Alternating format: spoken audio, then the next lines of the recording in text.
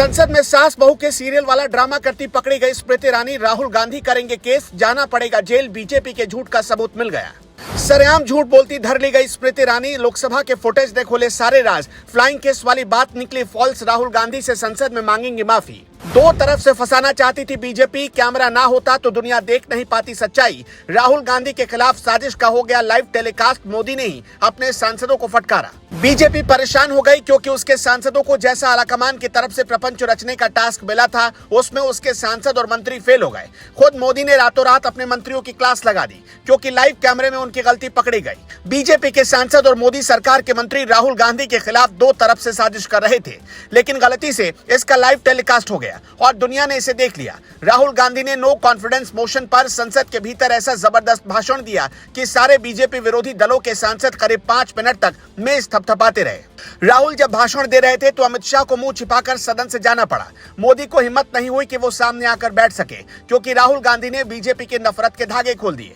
BJP को लगा था कि राहुल गांधी को दो तरफ से वो परेशान करेगी और राहुल बीच में बोलना छोड़ देंगे, लेकिन शेर की तरह जब राहुल गांधी ने गरजना शुरू किया तो भाजपाइयों की बोलती बंद हो गई। एक एक करके राहुल गांधी ने मणिपुर में मोदी सरकार की नाकामी, कश्मीर में मोदी सरकार की नाकामी, अडानी से गहरी यारी, सबकी पोल खोल दी। कांग्रेस नेता राहुल गांधी को घेरने के लिए दो केंद्रीय मंत्री मोर्चे पर आ गए। स्मृति ईरानी और किरण रिजिजू ने राहुल के हमलों को कम करने की कोशिश की, दो तरफ से चीखते चिल्लाते रहे, लेकिन तब राहुल ने उनसे ऊंची आवाज में बोलकर पूरे सदन का ध्यान अपनी तरफ खींच लिया।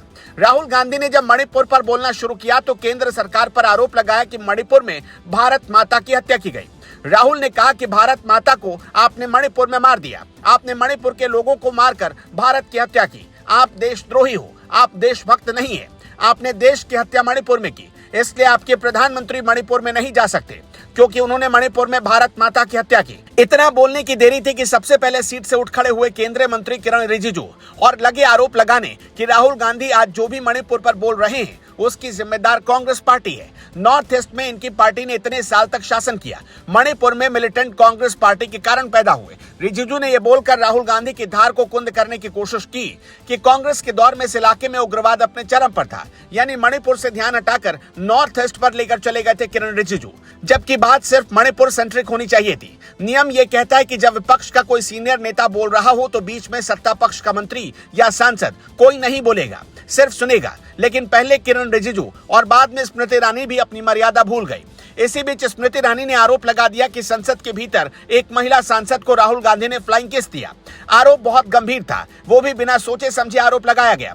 फिर स्पीकर के पास एनडीए की 22 महिला सांसदों ने शिकायत पत्र भेजा जिसमें कहा गया कि राहुल गांधी को उन्होंने फ्लाइंग किस देते हुए देखा है।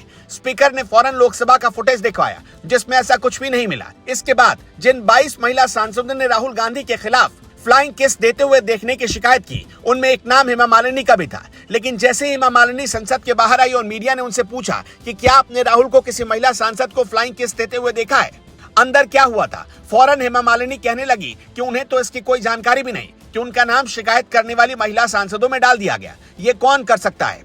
यानी जानबूझकर बीजेपी ने एनडीए की महिला सांसदों से ऐसा माहौल बनवाया ताकि राहुल गांधी को बदनाम किया जा सके और ये पूरा वाकया कैमरे में कैद हो गया और इस तरह से बीजेपी की साजिश पकड़ी गई।